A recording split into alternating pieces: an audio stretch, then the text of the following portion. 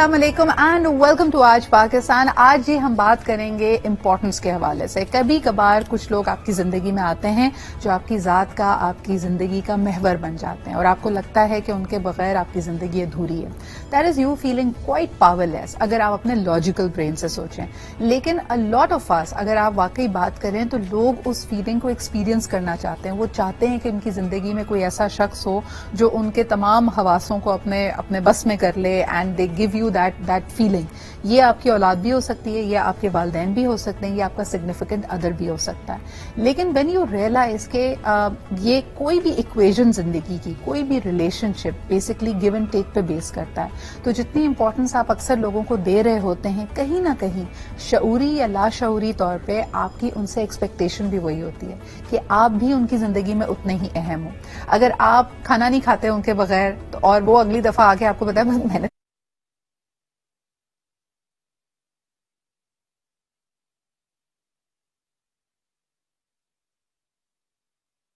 एक लाइकिंग होती है, या हम कहीं ना कहीं ये सोचते हैं कि जो मेरी रिक्वायरमेंट है, जो मेरी नीड्स हैं, इमोशनल नीड्स कह लीजिए, रिलेशनशिप नीड्स कह लीजिए, अगले बंदे की भी वही नीड्स होंगी। क्यों हम किसी को इतनी इंपॉर्टेंस देते हैं और उसके बाद बाय डिफॉल्ट हम इससे हर्ट क्यों होते हैं? अपने आप को इस तकलीफ से हम बचा कैसे कर सकते हैं? और दूसरा ये कि क्या इसमें वाकई हमारी गलती होती है, या जिस तरह के आप अक्सर कहानियों में, नॉवेल्स में, ड्रामों में देखते हैं, लोग कहते हैं जी पता ही नहीं चला, ये तो चीज मेरे इख्तियार में ही नहीं थी।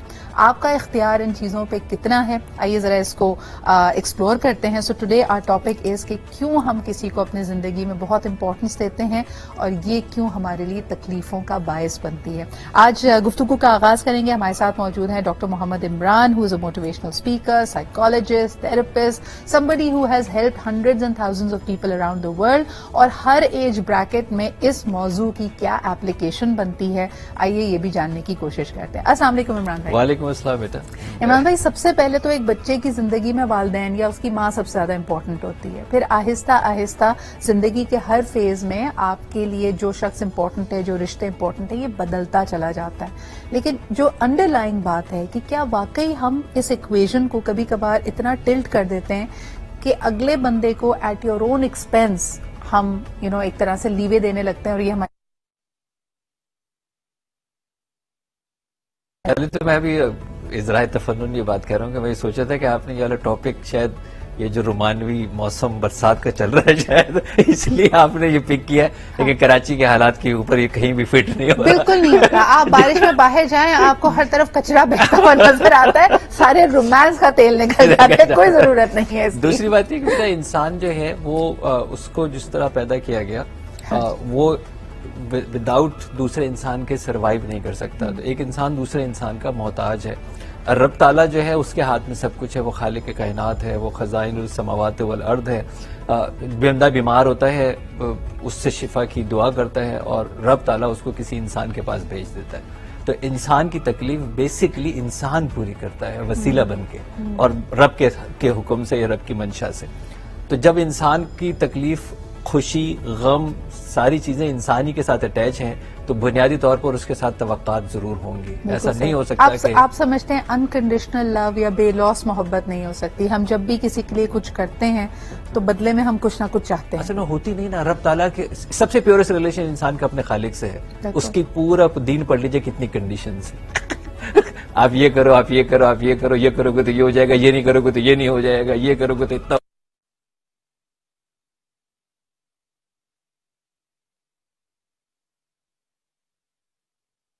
इनकी तरफ अगर देखा जाए तो सिर्फ 8 to 10% is about these things कि आप क्या कर सकते हैं और क्या नहीं कर सकते, rules and regulations. The rest of 90% is आपका एक हिस्टोरिकल कॉन्टेक्स्ट कि क्या चीजें हुई।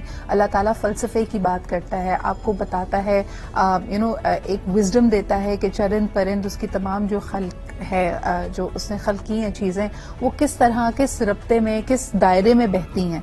लेकिन वो जो डूज एंड डोंट्स हैं वो तो सिर्फ 10% है। हमने उन डूज एंड डोंट्स को अपने सर पे सवार कर दिया। इवन देखिए हम क्योंकि एक रिलेशन कॉन्टेक्स्ट में बात कर रहे हैं, तो एक तो वो समंदर है जिसको आप कैद नहीं कर सकते कुरान पाक को। मैं तो सिर्फ रिलेशन की बात कर रहा हूँ। रब कह रहे तुम अपने अहल व अयाल से अच्छे हो तो मेरे से बहुत करीब हो। कंडीशन है ना यार। है ना कंडीशन। जो अपने अहलो अयाल से अच्छा है वो मुझसे करीब तरीन है। तो कंडीशन लाई है ना, तो इंसान को इंसान के साथ इस दुनिया के अंदर रहने के लिए मोहताजगी होगी, और ऐसा हो नहीं सकता कि तवक्का ना रखा जाए। अच्छा, अगर ये चीज मैं आप लोगों से पूछूं, आप इस वक्त हमारी टेलीफोन लाइंस खुली हैं, कॉल करके बताइए आपकी जिंदगी में सबसे ज्यादा इम्पोर्टेंट कौन है, और ये अहमियत देने की वजह से, ये इम्पोर्टेंस देने की वजह से क्या आपको लगता है कि आपकी तकलीफों में इजाफा हुआ है या आपकी जिंदगी में रंग भर।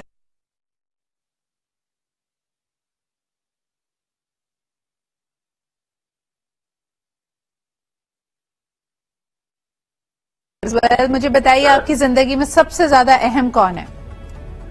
सिद्रा इकबाल साहब, आपके मौजू का जवाब तो मैं दे रहा हूँ, लेकिन जो आजकल बारिश है उसमें मैंने एक कलाम लिखी, आपकी नजर करना चाहता हूँ। जी इरशाद। अच्छा, सोते सोते गुजार दे अकरम जिंदगी के ये दिन, आंख खुली तो देख लोगे चारों तरफ पानी में डूबी हुई कौम का गम, अमराज़े कल्ब है तुझे जिगर भी सुकड़ जाएगा देखकर कौम का ये गम, नींद की गोली खा के सो जा लीडरों की तरह तुम, उठकर दिल पे हाथ रखकर शोर मचा है कौम खा गया मुझे तुम्हारा गम। बड़ी आपने तकलीफ दे बात की है, और अनफॉर्चुनेटली अगर हमारे इर्द गिर्द के जो मनाजिर हैं उनसे अगर इसको जोड़ा जाए तो यकीनन तकलीफ में मजीद इजाफा होता है। अकरम साहब बहुत बहुत शुक्रिया, वक्त हमारे पास इतना ही था, लेकिन वाकई आप जब ये नज़म पढ़ रहे थे मेरे जहन में वो लोग आ रहे थे जो सैलाब ज़दगान है, इस वक्त एक पानी में आधी डूबी चारपाई पे इंतजार कर रहे हैं, वो किसी न किसी रिलीफ का, किसी तरह उन तक इमदादी टीमें पहुंचे, और ये बड़ा तकलीफ दे मंजर है। और ये हम दूर दराज से बलूचिस्तान के इलाकों की बात नहीं कर रहे, हम उस नाले पे बैठे हुए उस बेबस बाप की बात भी कर रहे जिसका 7 महीने का बच्चा डूब जाता है और उसकी लाश तक नहीं मिलती। तो यकीनन एक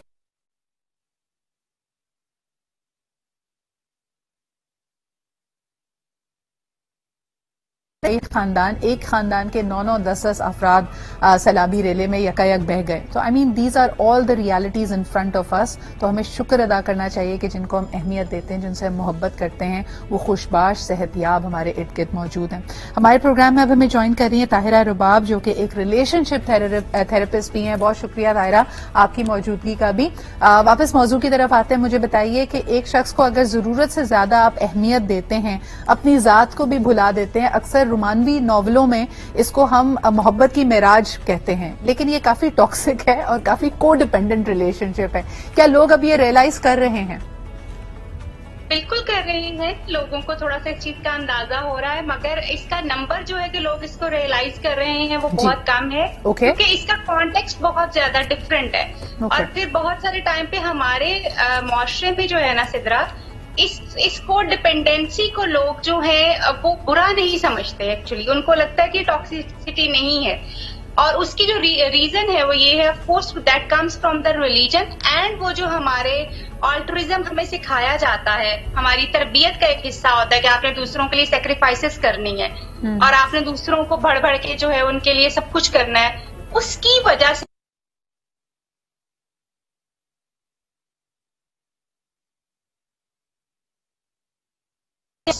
and then ultimately there is nothing coming out of that। तो वो चीज जो है वो एक्चुअली बहुत गलत है, और ये बहुत कॉमनली हो रही है कि लोग जो है वो रिपोर्ट करते हैं कि जी मैंने अपना सब कुछ लगा दिया, सब कुछ उड़ा दिया, मैंने अपना भी ख्याल नहीं रखा, मगर ultimately I did not get that. और ऐसा खास तौर पे हमें 2 तरह के रिलेशनशिप्स में मैं यहाँ पे पॉइंट आउट करूंगी कि नजर आता है कि ऐसा होता उन लोगों के साथ है जिसको हम कहते हैं कि ये प्रॉब्लमेटिक चीज हो गई है, जिन लोगों के पास जो है वो ऑलरेडी जो है एक आपने कॉन्सेप्ट देखा होगा कि हमारे यहाँ पे आजकल बहुत कॉमन भी हो रहा है, वो नजर भी आ रहा है एक्चुअली। एक है नार्सिज्म और उसके ऑपोजिट होते हैं एम्पैथ्स होते हैं लोग। एक्चुअली वो जो एम्पैथ्स होते हैं they are very strong people actually emotionally, लेकिन उतने स्ट्रांग नहीं होते क्योंकि उनके अंदर ये चीज होती है that they just want to do more and more. उनका फिक्सर सिंड्रोम होता है, उनकी अपनी बाउंड्रीज नहीं होती, वो दूसरों के लिए तमाम तर कुर्बानियां देना चाहते हैं। तो एक तो आपने कहा कि नार्सिसिस्ट और एम्पैथ्स का जो रिलेशनशिप होता है, और इसके अलावा आपने कहा दूसरा फिनोमेना क्या है ताहिरा जी? एक्चुअली हमारे यहाँ पे जो सिखाया जाता है ना कि जी आपने यू हैव टू गिव, यानी आप एक सिंपल सी बात, मैं अक्सर लोगों से जब ट्रेनिंग्स करवा रही होती हूँ तो मैं पूछती हूँ what do you want to do, purpose of life क्या है? जवाब मिलता है हम दूसरों के लिए जिंदगी गुजारना चाहते हैं। And this is so common because ये मुझे लगता है कि सिर्फ एक लफ्ज बन गया और फिर इसको आपने इतना ज्यादा प्रैक्टिस किया हुआ है कि वो दूसरों की जिंदगी गुजारने के लिए we don't want to learn कि वो बेसिक स्किल्स क्या होंगे जिससे हम अपना सेल्फ केयर भी कर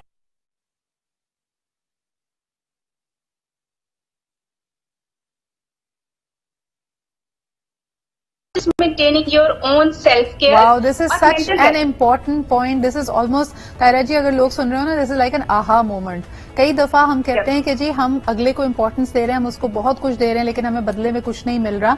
लेकिन यू राइट, हमारी वो रिसेप्टिविटी, यानी हमें दूसरों से मदद, मोहब्बत, इज्जत रिसीव करना भी नहीं आती। इसकी एक छोटी सी मिसाल है, अगर कोई आपको तारीफी कलमात कहता है, कोई कॉम्प्लीमेंट देता है, बाय डिफॉल्ट हमारा दिमाग हमें फौरन कहता है कि इसको तो आप थैंक यू झींपते हुए कह देते हैं, लेकिन फौरन ही आपने भी उनकी फिर तारीफ करनी है। तो this is just to show you कि हम कितने अनकंफर्टेबल हैं सिर्फ एक कॉम्प्लीमेंट रिसीव करते हुए भी। एक छोटा सा ब्रेक लेते हैं, वापस आते हैं, बात करते हैं क्यों हमारा कल्चर, हमारा माशरा हमें रिसीव करना नहीं सिखाता और सिर्फ बताता है कि भाई अगर एक अच्छा इंसान बनना है तो देते जाओ। हर रिलेशनशिप में आप दूसरों को सर्व कीजिए, खुद अपने लिए कुछ ना मांगिए। That's where the equation goes wrong. एक छोटा सा break and we'll be right back. Back. अच्छा जी, वाकई ये बड़ी इंपॉर्टेंट बात है। ऑफलाइन हम बात कर रहे थे इमरान भाई से कि अगर आप किसी को बहुत इंपॉर्टेंस दे रहे हैं और एक पॉइंट तक आपको ये देना, उनका ख्याल रखना, उनको अहमियत देना, ये खुशी दे रहा था, फिर आहिस्ता आहिस्ता तब्दीली कहाँ और कब आती है? क्या आपको लगने लगता है कि ये शख्स आपको फॉर ग्रांटेड ले रहा है?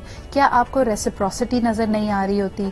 क्या रेसिप्रोसिटी ना होने में, यानी आपको भी उतनी ही अहमियत ना मिलने में, क्या आपका भी हाथ है? क्या आपने अपने आप की जो अहमियत है वो इतनी जायल कर दी है कि अगले की नजर में आप अहम हैं ही नहीं? एक छोटी सी मिसाल इसमें दी जाती है कि अगर आप हर वक्त अपने आप को अगले के लिए अवेलेबल कर दें तो फिर ऐसा महसूस होने लगता है उनको कि भाई इसके लिए कुछ खास करने की जरूरत नहीं है, तो एक कॉल पे हमेशा अवेलेबल होगा। इमरान भाई, क्या हम करते हैं जिससे हमें ये अहमियत देना आहिस्ता आहिस्ता तकलीफ देने लगता है? क्या अगला शख्स बदलता है या हम बदल जाते हैं?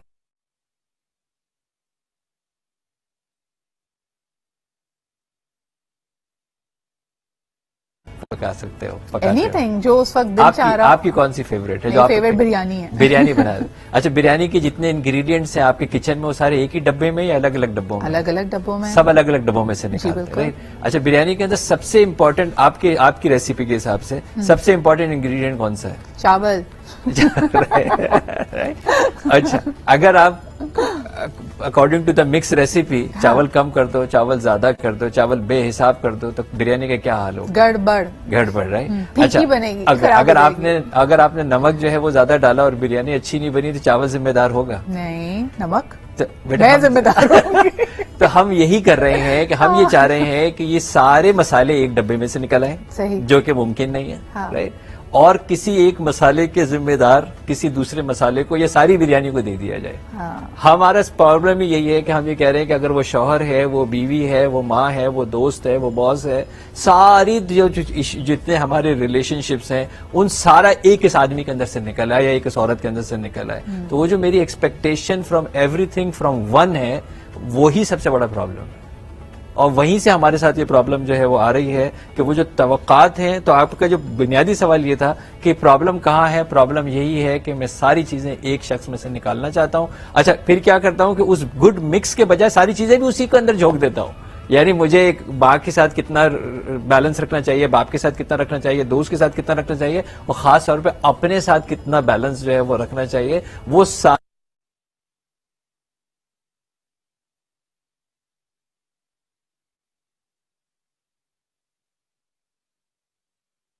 हम रिलेशनशिप्स की बात करें, इज़्दिवाजी ताल्लुकात की बात करें, वहां पे किसी शख्स के साथ मुकाबला नहीं है। एट टाइम्स इसको हम कॉमनली कहते हैं वर्क लाइफ बैलेंस।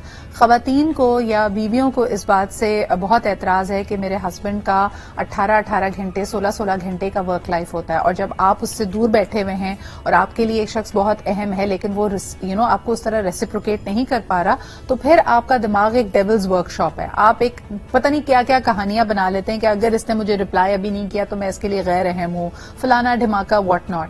तो क्या वर्क लाइफ बैलेंस भी इस अदम तवाजुन की वजह बन रही है? बहुत बड़ी वजह है, बहुत बड़ी वजह है ये आदम जो हम बैलेंस नहीं एक्चुअली क्रिएट कर रहे। और उसमें मैं ये समझती हूँ कि आपकी प्रायोरिटीज की बहुत ज्यादा बात है। आपकी प्रायोरिटीज क्या हैं और आपने क्या एक ही बॉक्स में सारे जो हैं वो अंडे रख दिए हुए, ये बहुत इंपॉर्टेंट है। जैसे हमारे यहाँ पे शायद अर्निंग जो है या फाइनेंशियल चीजें जो है वो सबसे ज्यादा टॉप प्रायोरिटी के ऊपर है लोगों के लिए। एंड देन जो है उसके बाद अगर कुछ बचता है तो वो फैमिली आती है।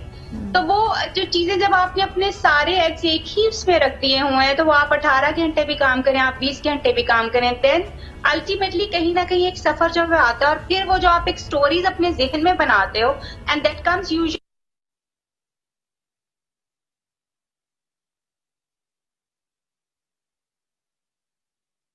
अंडरस्टैंडिंग ऑफ रिलेशनशिप जो है ना, मैं इसी तरह ये समझती हूँ कि हमारे यहाँ पे डायनामिक्स ऑफ रिलेशनशिप बहुत ज्यादा चेंज हो चुके हुए हैं। उन डायनामिक्स के साथ हम चेंज नहीं हुए, बिकॉज हम अभी भी वही एक्सपेक्ट करते हैं कि एक बंदा जो है वो 100 टाइम्स हमारे पास अवेलेबल होना चाहिए। उसकी फिजिकल अवेलेबिलिटी उतनी ज्यादा मैटर नहीं करती जितनी उसकी मेंटल और इमोशनल अवेलेबिलिटी मैटर करती है। Why? Because sense of being with somebody जो है it gives you some strong और इमोशनल आपको सपोर्ट जो है वो दे रहा होता है। मगर अगर कोई बंदा आपके पास फिजिकली अवेलेबल है एंड देन मेंटली और इमोशनली अवेलेबल नहीं है, तो वो आपके पास फिजिकली चाहे वो 24 घंटे बैठा रहे, मगर ये जो सेंस ऑफ दिस है ना कि अगला बंदा अवेलेबल है, यस इमोशनली वो मेरे पास है या उसके साथ में हूँ, ये सेंस हमारे यहाँ पे लोगों के पास तरह से है नहीं है कि वो इस चीज को एंजॉय कर सके कि यार every time physical presence does not matter actually. आपका उस बंदे के ऊपर ये चीज होना कि वो जहां कहीं भी है वो आपके लिए है। तो अच्छा, लेकिन इसके अंदर एक और एंगल आता है। अब इमरान भाई, a lot of women are working, तो इम्पोर्टेंस कई दफा हस्बैंड्स या जो उनके पार्टनर्स हैं वो ये कहने लगते हैं मैं तुम्हारे लिए ज्यादा अहम हूं या तुम्हारा काम। ये किस किस्म का मुआवजना है? और यानी क्या आप किसी के करियर एम्बिशन को या प्रोफेशनल जिम्मेदारियों को एक इंसान से कंपेयर कर भी सकते हैं? उस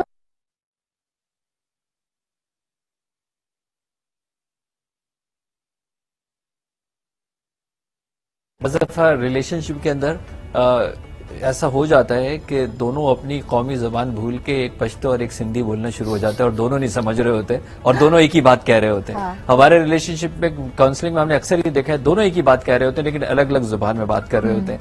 दूसरी चीज ये है कि बाज़ दफा वाकई एक मिसमैच है और एक्सपेक्टेशन गलत क्यों होती है।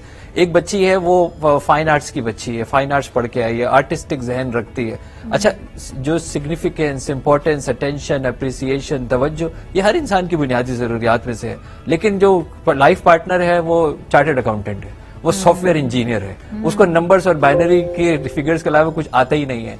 तो कहते हैं ये इस तरह क्यों नहीं बोलता जैसा मैं चाहती हूँ। वो बोल ही नहीं सकता, उसकी कंडीशनिंग ही ऐसी है। वो 18 घंटे सिर्फ नंबर्स नंबर्स नंबर्स की बात करता है। आप ज़ाहिर एक पोइट्री की बात कर रहे हो, पेंटिंग की बात कर रहे हो, तो बाज़ दफा ये इस तरह की एक्सपेक्टेशन जैसे मैंने आपको कहा ना, लगता है कि हम अक्सर ऐसे जैसे सुपरमार्केट में it's a bad example but then again एक एनालॉजी के तौर पे दे रही हूँ कि आप लेते हैं वहां पे जाके एक सेब और अब आप घर आके कहते हैं कि अब मैंने इसको मैंगो बनाना है।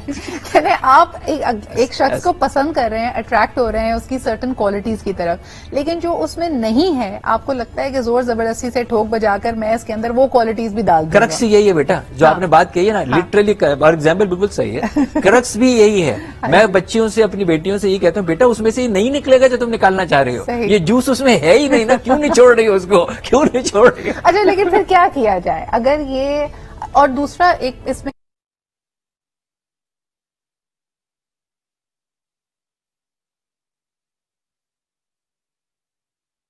होता भी था उस वक्त ये शख्स मुझे तवज्जो भी देता था, मुझे इंपॉर्टेंस भी देता था, लेकिन वक्त के साथ साथ वो इंपॉर्टेंस कम हो गई।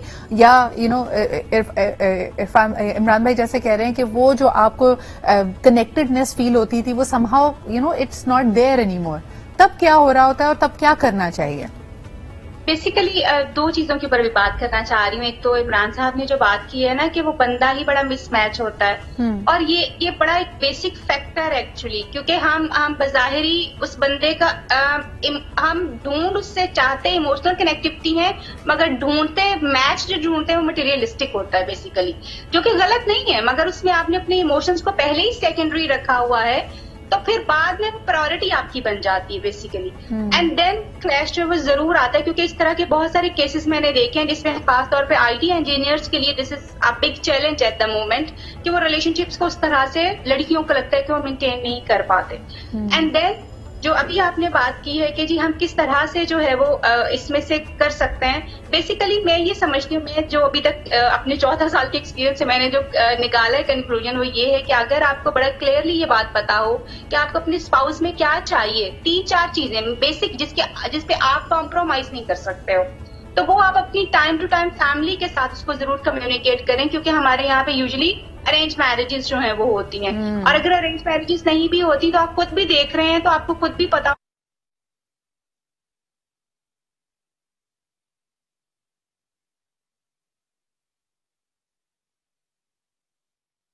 क्लैरिटी से पता भी होती हैं, तब भी at times why do you go for something absolutely opposite. मिसाल के तौर पे आपके लिए कमिटमेंट इंपॉर्टेंट है, आपके लिए लॉयल्टी इंपॉर्टेंट है, आपके लिए इमोशनल बॉन्डिंग इंपॉर्टेंट है, then why do you make another person important in your life जिसमें ऐसी कोई खूबी नहीं होती और आप खुद भी तकलीफ में होते हैं और उसको भी तकलीफ दे रहे होते हैं। एक कॉलर से बात करते हैं पहले। हेलो, अस्सलाम वालेकुम। सिद्राबाजी, कौन बात कर रहा है और कहाँ से? मैं अशरफ बस्ती बात कर रहा हूँ इस्लामाबाद से। जी अशरफ साहब, क्या कहेंगे हमारे आज के मौजू पे? आपका जो साथी है वो पूरे पाकिस्तान में देखा जाता है, इन्हें अपने गम ज़्यादा सैलाब ज़्यादा जो हमारे जहाँ जहाँ सैलाब आए मुतासरीन, बिल्कुल इनका दिल में बहुत दर्द है। अल्लाह ताला उनके लिए आसानियाँ पैदा करें। आमीन आमीन। और एक जिंदाबाजी ये है कि हम अपने जो अभी जो फिफ्थ जनरेशन चल रहा है, इसमें हम अपने माओं को एक ऐसे इंस्टीट्यूशन प्रोवाइड नहीं करते जहाँ उनकी तरबियत की जाए। बिल्कुल। जब तक हमारे माएँ ठीक नहीं होंगी उस वक्त हम अच्छे प्रोडक्शन नहीं कर सकते। अच्छा, आप कहते हैं कि हमारे यहाँ की खवातीन को इतना घुटा हुआ माहौल मिलता है कि वो उनके अपने जहन रोशन नहीं होते, जिसकी वजह से फिर आने वाली जनरेशन में भी ये प्रॉब्लम्स आ रही हैं। जी, हम हर चीज को किसी और के सुपुर्द करने के माहिर हैं। हम उसकी जिम्मेदार खुद लेने के लिए ना बिल्कुल सही, बिल्कुल सही। ना अपना। अच्छा, मुझे एक बताएं, मैं आपसे एक छोटा सा सवाल करूंगी ब्रेक पे जाने से पहले। मुझे ये बताएं कि इस वक्त तमाम सियासतदान पाकिस्तान के कहते हैं कि हम आवाम का दर्द रखते हैं, आवाम के लिए आसानियां पैदा करना चाहते हैं, लेकिन जो इनके रवैये हैं और जो इनकी सियासत है, क्या आपको लगता है हम इनके लिए अहम हैं या इनकी अपनी पावर, इनकी अपनी ये जो ख्वाहिश है वो इनके लिए ज्यादा अहम है? जब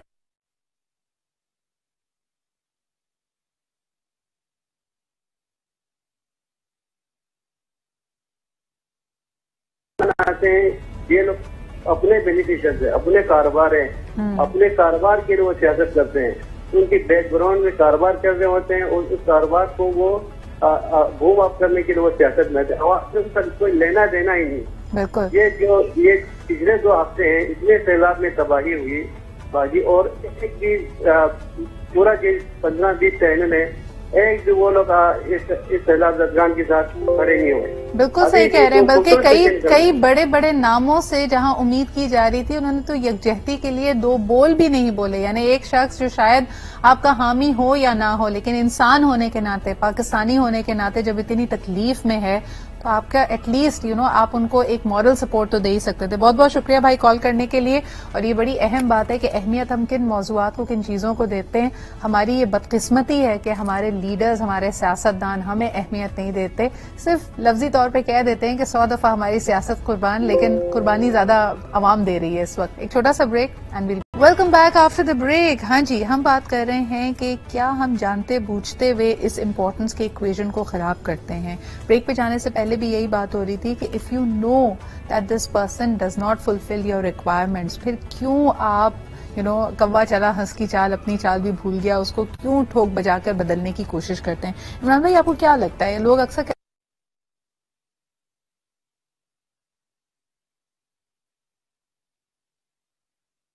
ये चाहिए पार्टनर में, वो चाहिए, इवेंचुअली मोहब्बत एक बहुत ही अलग इंसान से हो जाती है। ये क्यों होता है? पहले तो अगर अभी आपने जो कॉलर के साथ सवाल पूछा था ना जी, कि क्या सियासतदानों को खास तौर से मौजूदा हालात के अंदर आवाम का दर्द है, मैं पाकिस्तान की तारीख में नवाबजादा लियाकत अली खान के बाद मुझे एक भी सियासतदान नजर नहीं आया जो नवाब फैमिली से अमीर आया हो और जब दुनिया से जा रहा हो तो शेरवानी के नीचे बनियान फटा हुआ हो। मैंने तो यहाँ जो भी आया है उसको 1 से 100 और 1 से करोड़ और 10 करोड़ और अरबों की कहानी सुनाई है ना। किसी अमीर को सियासत में गरीब होते हुए नहीं देखा अपनी जिंदगी के अंदर, तो ये अलमिया ही है। दूसरी बात ये कि मैं तो बहुत, क्योंकि आप माने या ना माने बाहर का मौसम है रोमानवी, बेशक कराची की सड़कें हैं टूटी हुई। कभी ये देखा है किसी को कि किसी का पेट भी खराब हो फिर भी वो शादी का खाना ना खाए?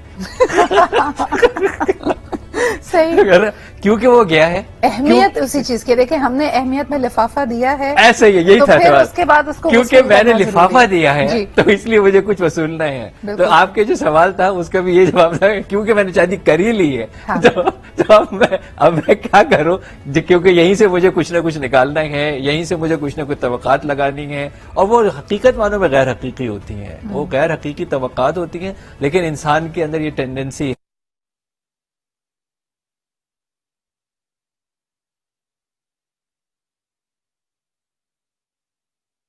की, जिसमें आपने नार्सिसिस्ट और एम्पैथ्स की बात की।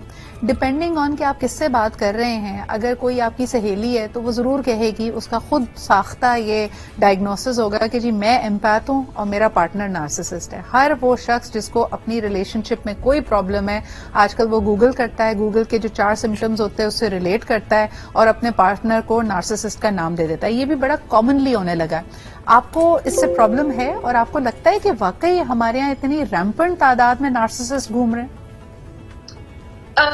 नहीं, मैं बिल्कुल नहीं ये कहूंगी कि इतनी ज्यादा तादाद में हमें नार्सिसिस्टिक्स नजर आते हैं, मगर नार्सिसिस्टिक्स एग्जिस्ट करते हैं। उसकी रीजंस जो है ना, पहले जैसे हम सिर्फ पर्सनैलिटी टाइप की बात करते थे कि जी बस अब पर्सनैलिटी एक होती है, that comes with the genetics और फिर एनवायरनमेंट और ये वो।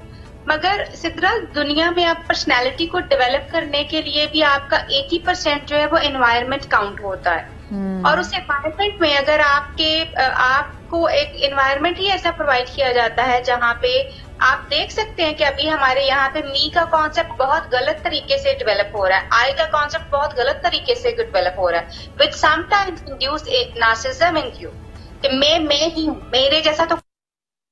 हालांकि मी इज नॉट दैट कि आप जैसा कोई और नहीं है, आप बहुत अच्छे हैं, but there may be somebody better than you. ये कॉन्सेप्ट हमारी एनवायरनमेंट का भी एक हिस्सा बना हुआ है, जिसकी वजह से नार्सिसिज्म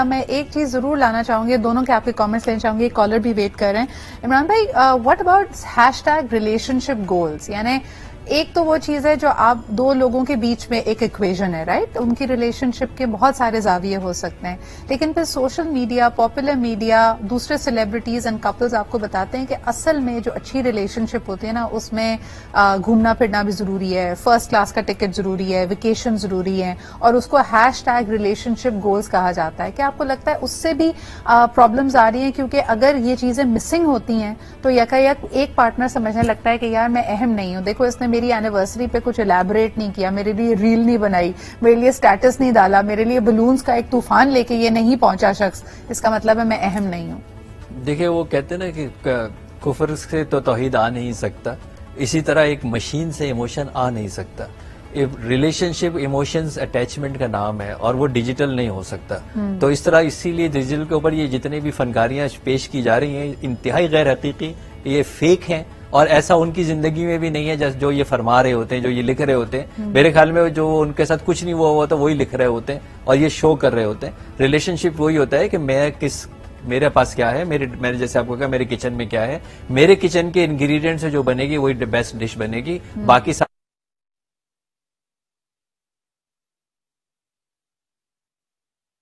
कंपैरिजन आता है जो आपकी खुशियों को दीमक की तरह खत्म कर सकता है।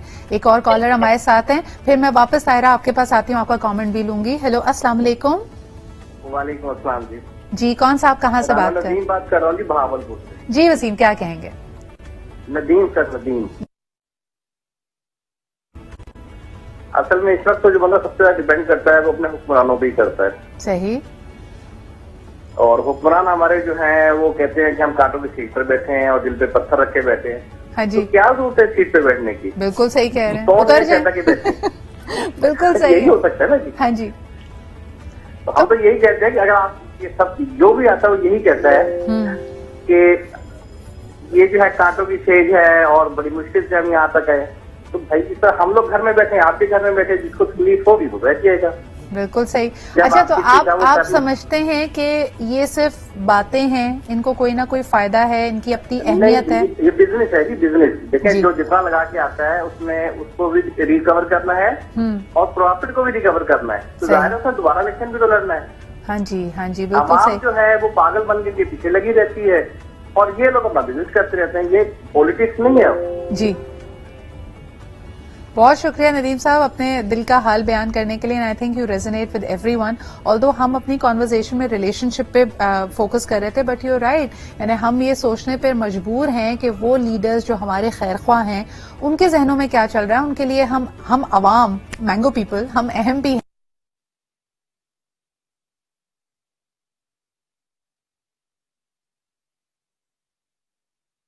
रिलेशनशिप गोल्स, मुझे लगता है ये कहीं ना कहीं सियासतदानों पे भी लागू होता है, क्योंकि ये भी आपको एक सब्ज़बाग दिखाते हैं। कहते हैं कि अगर हम पावर में आए तो हम ये चीजें सही कर देंगे, #हुकूमत गोल्स, लेकिन फिर वो हुकूमत गोल्स पूरे नहीं होते।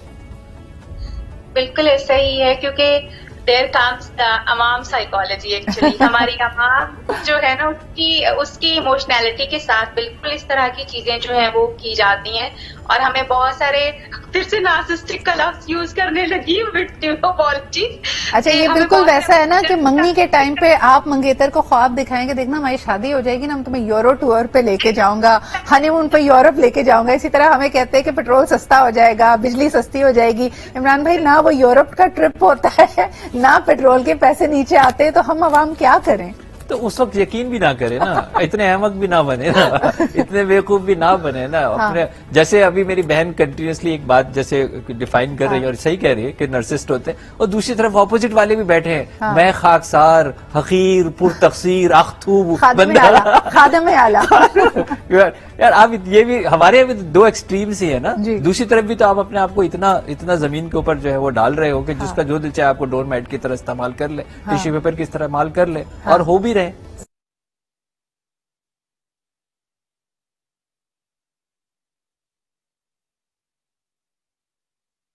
आ गई हैं।